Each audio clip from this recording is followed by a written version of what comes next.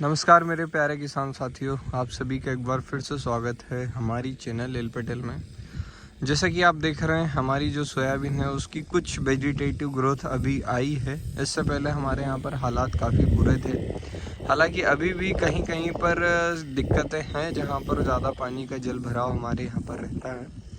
लेकिन काफ़ी किसान भाइयों के कमेंट थे कि पहला स्प्रे तो आपने बता ही दिया, लेकिन आप दूसरा स्प्रे बता दीजिए। तो दूसरा स्प्रे ऐसा है कि जिन भी किसान भाइयों की फूल की अवस्था आ चुकी है या फ्लावरिंग स्टेज आ चुकी है और उन्होंने अभी तक स्प्रे नहीं किया है, तो वो लोग इस चीज़ को ध्यान दे सकते हैं कि हमें क्या क्या स्प्रे करना है। अब सबसे पहले बात आती है कि फ्लावरिंग स्टेज आ चुकी है। इसका मतलब ये कि आपका सबसे क्रूशियल टाइम आ चुका है। इस टाइम आपको सबसे ज़्यादा ध्यान देना है कि आपके जो पौधे हैं उनके ऊपर किसी भी इंसेक्ट का प्रकोप नहीं हो और आपकी जो सोयाबीन है वो ज़्यादा अच्छे तरीके से रिज़ल्ट दे सके, ज़्यादा अच्छे तरीके से फल फूल को जमा सके। तो उसके लिए सबसे पहला आपको काम करना है कि इंसेक्टिसाइड में मैं जो सबसे बेस्ट मानता हूँ इस स्टेज पर, वो है या तो फ्लूमेंडामाइड यानी फेम का केमिकल ले सकते हैं, या फिर आप ले सकते हैं कोराजन का टेक्निकल मतलब क्लोरेंटानिलिप्रॉल। दोनों में से कोई सा भी एक केमिकल आप ले सकते हैं।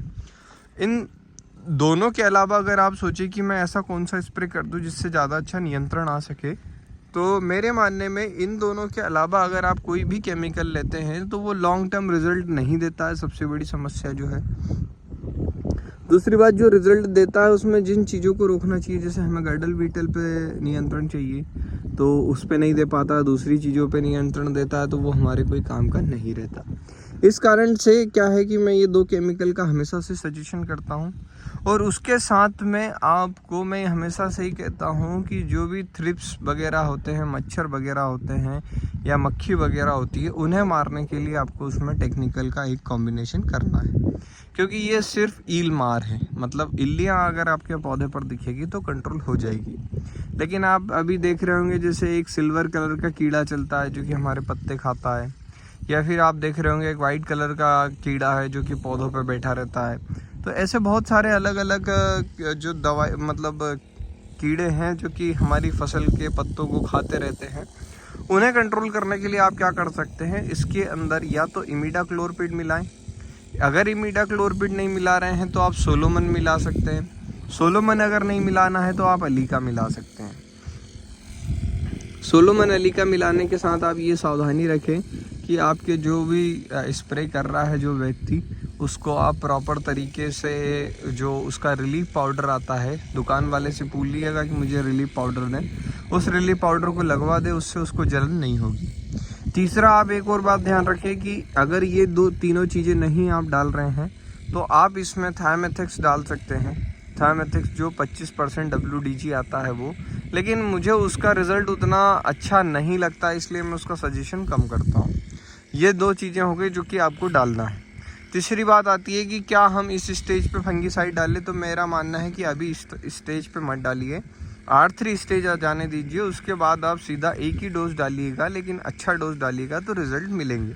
जहाँ पर ऐसा लगता है कि इल्लियों का प्रकोप ज़्यादा है और साथ में फंगस भी लग रही है नमी सतत होने की वजह से, वो लोग क्या करें कि उसमें मिला सकते हैं, लेकिन वो मिलाएं ऐसी दवाई जो थोड़ी सी हल्की हो और आपको रिज़ल्ट ठीक ठाक दे जाए, R3 स्टेज तक कवर कर जाए। उसमें एग्जाम्पल के तौर पे आप देख सकते हो जैसे हेक्साकोनाजोल है नॉर्मल वाला, या स्टूबिलिरेंस ग्रुप का कोई भी नॉर्मल वाला है। ऐसा करके आप डाल सकते हैं जिससे कि आपकी जो दवाई है उसका आपको रिज़ल्ट भी मिल जाएगा। और जब R3 स्टेज आ जाए, जब मैं हर बारी आपको कहता हूं कि आप प्राइक्सर का डोज डाल के देखें, आपको रिज़ल्ट नहीं मिले तो आप मुझे ज़रूर बताना कि सर आपने जो दवाई बताई थी उसका रिज़ल्ट नहीं मिला।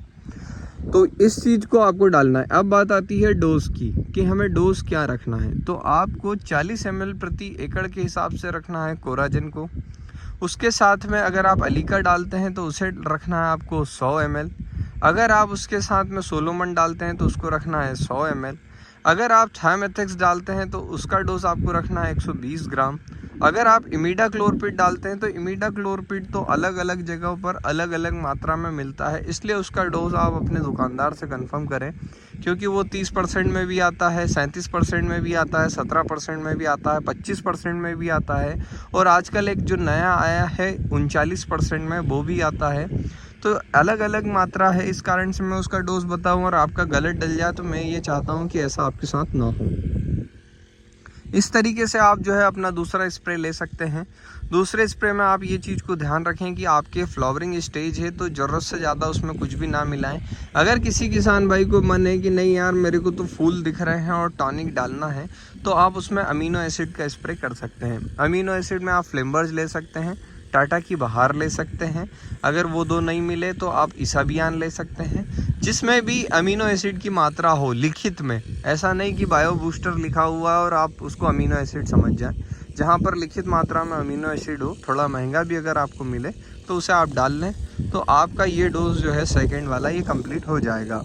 तीसरा हम डोज जब R3 स्टेज आएगी, हालांकि मेरी अभी स्टेज नहीं आई है इसलिए मैं आपको बता नहीं पा रहा हूँ कि मैंने क्या क्या लिया है, लेकिन जिस दिन लूँगा मैं, क्योंकि आपसे लेट है हमारी सोइंग, जिस दिन मैं लूँगा उस दिन आपको वीडियो में बता दूंगा कि सेकेंड स्प्रे में हमने कैसे कैसे और क्या क्या चीज़ें ली जिससे हमें ज़्यादा अच्छा रिजल्ट मिला।